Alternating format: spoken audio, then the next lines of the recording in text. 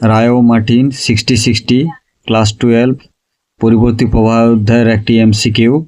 প্রবাহ মাত্রা I = 4 + 10 sin 100 pi t ampere.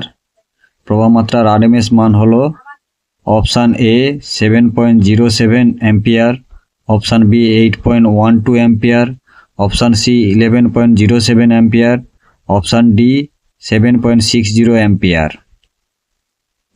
এক্ষেত্রে প্রবাহ মাত্রা দেওয়া আছে I = 4 + 10 sin pi t।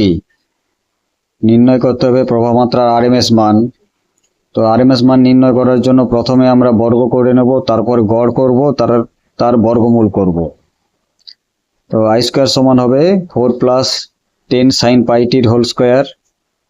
4 + 10 pi t whole স্কোয়ারকে a + b হোল স্কোয়ারের সূত্রে ভাঙলে হয় I² সমান 16 + 8t sin pi t + 100 sin square pi t।